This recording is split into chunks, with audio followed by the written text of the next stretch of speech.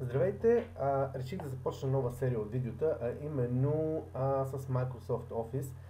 Това как да го използваме, как да направим някакви документи по-привлекателни. Документите в днешно време, написани на компютър или напечатани на компютър или кой както го казва, наистина са от голямо значение за нас, защото навсякъде, където и да работим, в днешно време се налага да използваме Word, Excel, PowerPoint, OneNote и така нататък.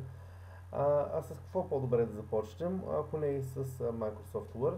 Аз съм отворил приложението, имам една от последните версии, за което искам да кажа, че ваши също могат малко да се различават от тази, която аз имам. При съответната причина, че версиите някакъв път се гледат различно.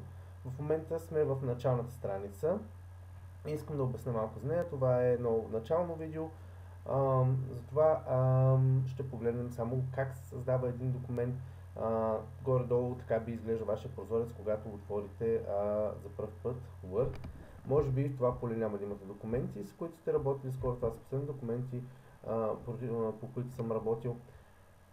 И да започваме. В полето, което виждаме най-от ляво, са последните документи, върху които е работено. Също така може да се промени, да се покажат отворени документи и така нататък.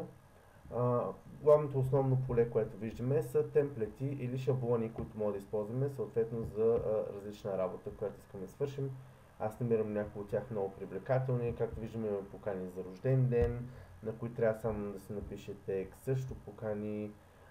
Освен това имаме забавни картинки, които са нанасени, но поради това, че Microsoft предлага много шаблони, те са сложили една търсачка горе, за да може да се намери, и също така са ги направили на категории, което е бизнес, лични, индустриални и така нататък.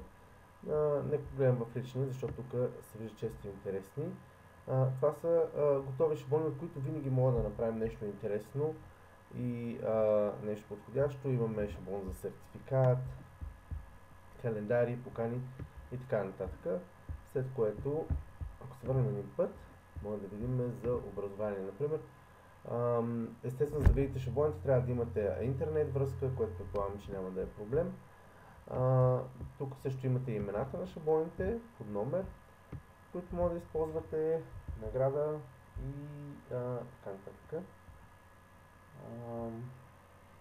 Така, предполагам, че на вас също ще ви е интересно да си разгледате някой според вашия проект, който имате. Но нека се върнем сега обратно. След като разгледате шаблоните, които са дадени тук, в горния десен ъгъл е съответно новата версия, вашия акаунт, вашето име и имейл адрес.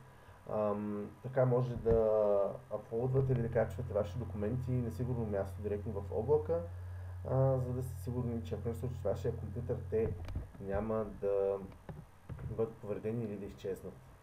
Така. Нека да отворим един от шаблон, няма значение кой. Преди малко някой, който ми хареса горе-долу. Нека да отворим този. Видим какво представлява.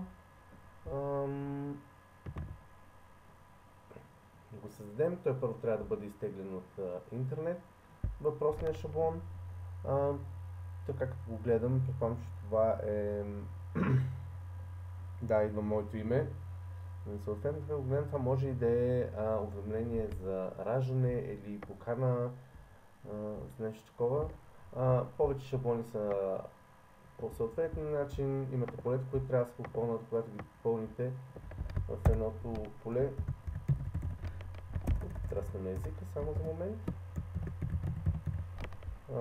Принцип сменят навсякъде. Те са стандартизирани, адрес, почтенски, имейл и така нататък. Естествено, може и да ги промените, ако имате някакви други желания, като могат да промените, да пренамерят картинката по-малка, по-голяма, да смените изцяло, да изтриете и така нататък.